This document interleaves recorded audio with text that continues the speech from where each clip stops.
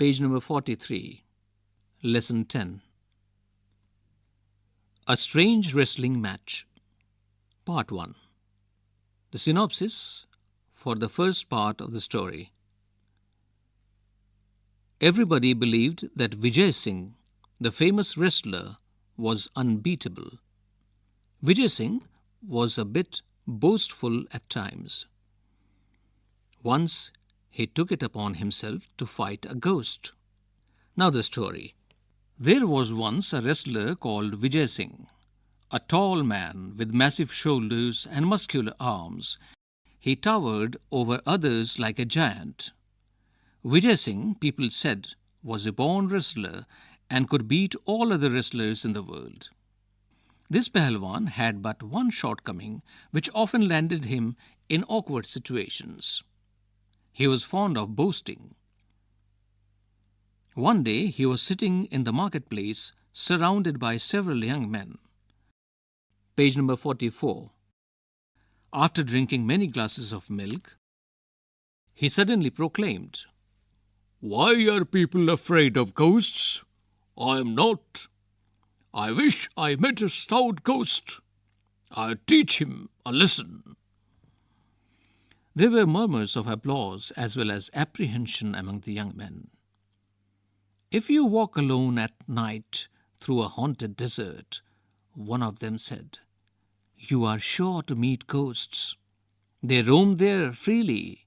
Strange shrieks and moans can be heard all over the place. Travelers have been looted and killed. Would you really want to go there?" Vijay Singh's mighty heart missed a beat or two.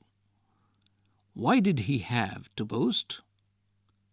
"Yes, I have heard of the haunted desert," he said nonchalantly. "I think it's just a fairy tale." "Oh no," said one of his admirers. "It's true. This place is 10 miles to the west on the road to Jaisalmer. The landmark is an ugly black rock that looks like the head of a camel. Beyond that, there is nothing but sand and wilderness, and of course, ghosts." Now the synopsis for the next part of the story. Vijay Singh set out to find a ghost in the haunted desert. An old woman gave him a small packet containing an egg and a lump of salt. Vijay Singh met a ghost who claimed he was his friend, Natwar. The next part of the story. Almost the entire village turned up that evening to bid farewell to Vijay Singh, who was ready to set out west. Just then, an old woman came forward and thrust a small packet into his hands. And Vijay Singh started walking into the red sunset of the desert. Page number 45. As he walked, the night deepened. The moon was bright, and the stars shone clearly in the Rajasthan sky. Still a few miles short of his destination, Vijay Singh remembered the old woman's packet. He opened it and found nothing but a lump of salt and an egg. The old woman was well known for her eccentricities. As Vijay Singh stepped into the haunted desert, he heard a voice. "Vijay Singh, Vijay Singh, you will get lost in the desert. Come this way. I am your friend, Natwar." At once, Vijay Singh realized it was not his friend, but a ghost. Trying to sound brave, he called back, "Oh, where are you, my dear Natwar? It's dark and I cannot see you. Come here and show me the way."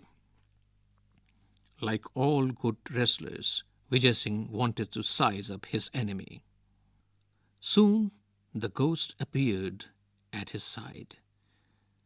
Vijay Singh peered into his face and declared, "You are just a plain lying ghost.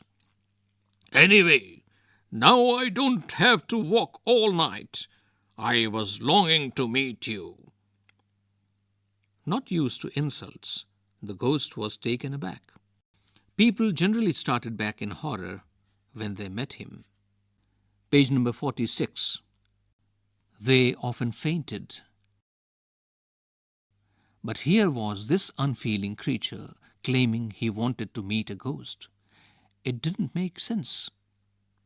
"Really, I don't know why you longed to meet me," the ghost said. "That proves," said Vijay Singh in a bored voice, "that you are a stupid ghost. The least a ghost can do is to read a man's thoughts. However, a worthless ghost like you is better than no ghost.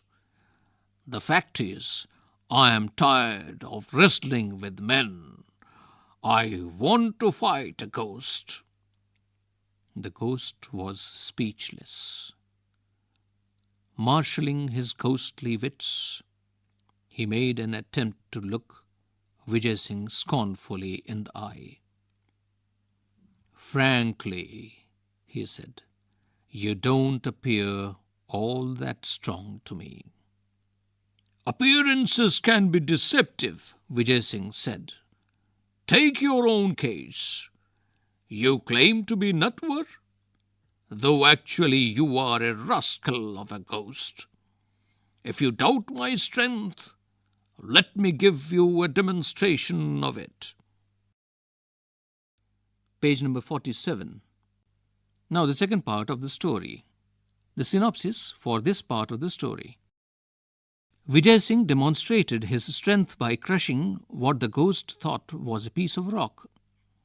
The ghost avoided a wrestling bout with Vijay Singh, but decided to conquer him through cheating. He invited Vijay Singh to be his guest for the night. Now the next part of the story. Vijay Singh picked up a piece of rock from the sand. "Take this," he offered it to the ghost, "and squeeze it hard. It is filled with fluid. See if I am wrong." While the ghost tried to squeeze the rock first with one hand, then with both, Vijay Singh stealthily took out the egg from his pocket. Vijay Singh snatched the rock from the ghost and placed it between both hands and squeezed. At once, the yellow yolk oozed from around his fingers, and the crackling of the eggshell created the illusion of the stone being crushed. The ghost was so astonished, he did not notice Vijay Singh bending to clean his hands with sand and disposing of the telltale shell. Vijay Singh then picked up another piece of rock and gave it to the ghost. Without a word, the ghost took it, felt it, and peered at it. Vijay Singh put his hand into his pocket to take out the lump of salt. Page 48. "This is only a stone," protested the ghost. "And anyway, it is too dark to see." "Never heard of a ghost who can't see in the dark," remarked Vijay Singh. "That stone which you hold in your hand contains salt. Crumble it and see." Again the ghost tried to crush the stone, but in vain. He handed over the stone to Vijay Singh. The ghost was now beginning to doubt his ghostly powers. "I can see that you are not going to be a worthy opponent.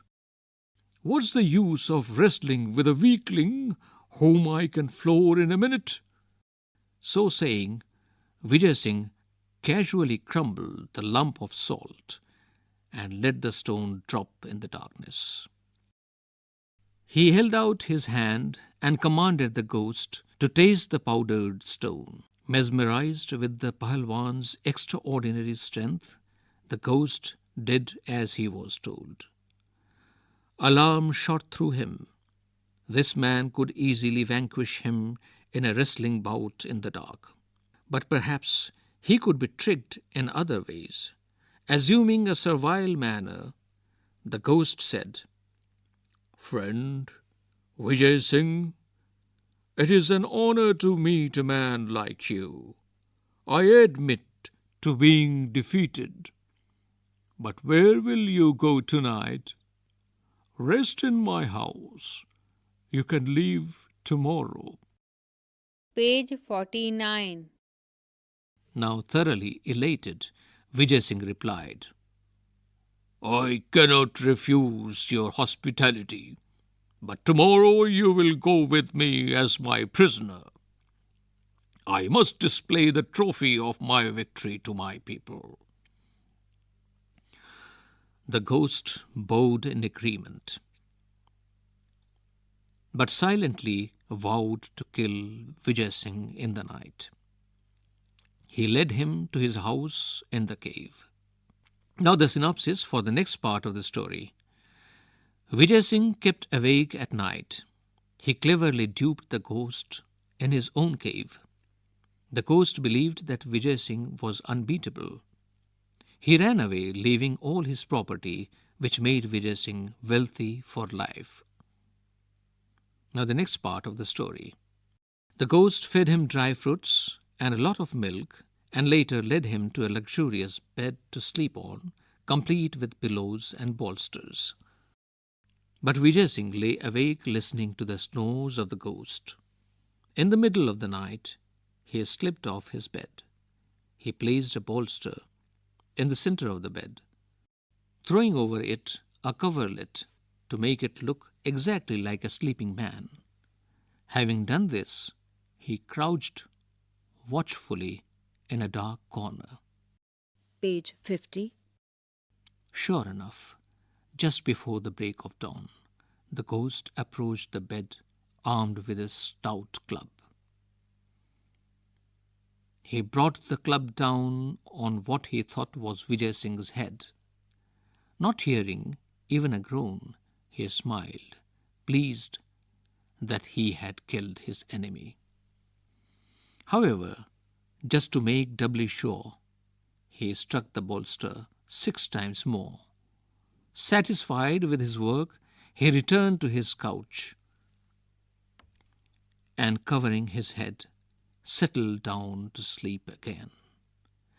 Meanwhile, Vijay Singh crept silently back into bed. After a pause, he groaned as if in disgust, threw back his coverlet, and sat up. Disturbed by the noise, the ghost